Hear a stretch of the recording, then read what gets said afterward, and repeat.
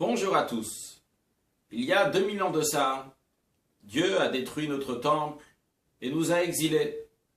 Des fois on se demande où il est Dieu, comment il laisse de telles choses arriver. De même, dans la vie de tous les jours, des fois on arrive dans des situations catastrophiques, douloureuses, malheureuses, dans lesquelles on se demande où est Dieu. Aujourd'hui, on va apprendre, voir cela, où il est Dieu, à travers la notion d'exil et la destruction du temple. La première fois que Dieu a parlé d'exil, c'était lors de l'accord, de l'alliance qu'il a fait avec Avraham Avinu, le premier des patriarches, et il lui a dit, sache, ta descendance va être en exil. A priori, c'est pas logique. Dieu est en train de faire une alliance avec Abraham, un signe d'amour. Et à ce moment-là, qu'est-ce qu'il lui dit? Ta descendance va aller en exil. Encore une chose, dans le temple, il y avait plusieurs endroits, niveau de sainteté, jusqu'à le niveau le plus saint qui était dans le Saint des Saints. Ici, vous voyez le Saint, et derrière ce rideau, il y avait le Saint des Saints, dans lequel il y avait l'arche, à l'intérieur, il y avait les louchot, les tables de la loi, aussi bien les tables de la loi brisées, les premières, et les deuxièmes qui étaient entières, et au-dessus, il y avait des kérouvim, en français des chérubins, en forme d'hommes et de femmes. Lorsque le peuple juif se comportait bien, faisait la volonté de Dieu, les chérubins s'enlaçaient, qui était un signe que Dieu, l'homme, aime sa femme, le peuple juif qui se comporte bien. Par contre, lorsque le peuple juif se comportait mal, eh bien, les chérubins n'étaient plus face à face. Lors de la destruction des temples par les Romains, si je vous demande comment était la position des chérubins, sans aucun doute vous allez répondre sûrement, en tous les cas, ils étaient dos à dos, sûrement pas face à face. Et pourtant, ce n'est pas ainsi. Lorsqu'il y a eu la destruction du temple, les chérubins étaient face à face. Pourquoi? Seulement, il faut comprendre que l'exil n'est pas seulement à cause de nos fautes que nous avons été exilés. Il y a quelque chose de plus profond derrière cela. C'est un plan divin.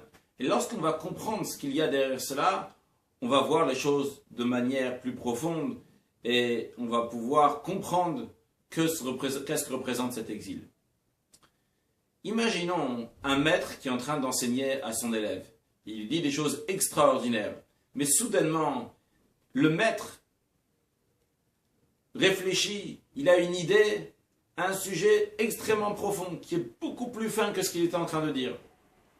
Et il se dit, un instant, il faut que je m'arrête, je m'attrape tout de suite à cet éclair qui m'est arrivé dans la tête, car si je ne vais pas tout de suite m'en occuper, il va me glisser des mains, je ne pourrai plus le développer plus tard. Il faut maintenant que je m'arrête. Et comme ça, je pourrai donner le meilleur du meilleur à mon élève, parce que je vais pouvoir m'approfondir sur le sujet. Donc soudainement, le maître, il s'arrête. L'élève se trouve devant le maître. Et pour lui, il voit que le maître ne parle plus. Et de plus en plus que le sujet intellectuel est plus profond, le maître s'éloigne de son élève. Et dans un autre monde, une autre sphère, il réfléchit très profondément. Pour l'élève, c'est une destruction pour lui. Il est exilé, il n'a pas son maître avec lui.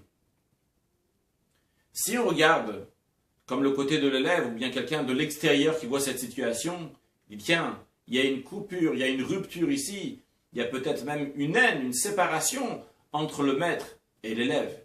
Ça, c'est ce qu'on voit superficiellement. Mais en vérité, qu'est-ce qui se passe ici? Le maître, il est en train de préparer le meilleur du meilleur pour son élève. Et il a trouvé raison pour cela de se déconnecter de lui superficiellement, pour pouvoir lui donner quelque chose d'encore mieux plus tard. Donc le maître est au courant de ça, l'élève, pas toujours, mais la vérité est dans le sens profond des choses. C'est quelque chose de très très bien pour l'élève, le fait que le maître est en train de se séparer, entre guillemets, de lui, pour arriver encore beaucoup plus loin et encore plus haut. Il en est de même. Lorsque Dieu a détruit le temple, c'est pas juste pour détruire le temple, c'est pour construire un meilleur temple. Un temple qui sera beaucoup plus fort, beaucoup plus puissant et éternel que les temples précédents qui ont eu destruction. Et pour cela, le peuple juif a besoin de faire, entre guillemets, une marche arrière, une descente pour pouvoir arriver encore plus haut. Imaginons que je suis devant la table, je veux sauter, je suis obligé de faire marche arrière, prendre de l'élan. Lorsque je suis en train de prendre de l'élan, quelqu'un peut penser, mais il est en train de reculer, il n'est pas en train d'avancer. Mais en vérité, prendre de l'élan, faire du marche arrière, c'est aussi avancer. C'est une autre manière d'avancer. Le premier temple, Dieu était toujours avec nous. On voyait des miracles, on voyait des choses extraordinaires. Dieu nous prenait par la main, mais ce n'était pas encore imprégné dans nous-mêmes par notre nature. Lorsqu'on ne va plus voir Dieu, est-ce qu'encore on va bien se comporter? Est-ce qu'encore on va faire Torah Mitzvot? Eh bien, lorsqu'aujourd'hui, on se trouve en exil depuis presque 2000 ans, et quand même un juif, il étudie la Torah, le juif, il fait une mitzvah, ça montre que la Torah et les mitzvot sont imprégnés dans nous, même lorsqu'on ne voit plus la divinité. Et ça, c'est quelque chose d'extrêmement fort que Dieu ne pouvait pas nous donner lors du premier, deuxième temple.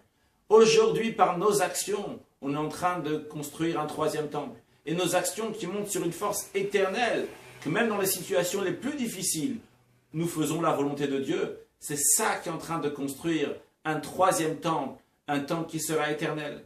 Donc lorsque Dieu il a dit à Abraham, Avinu, je vais envoyer tes enfants en exil, superficiellement, ça peut être quelque chose de négatif, mais si on regarde la profondeur des choses, au contraire, ça montre sur un grand amour de Dieu qui dit, il y aura des moments de pause, entre guillemets, dans lesquels on ne va pas voir de manière dévoilée mon amour. Mais sache que ça, c'est le plus grand amour, c'est pour arriver à un niveau très très haut.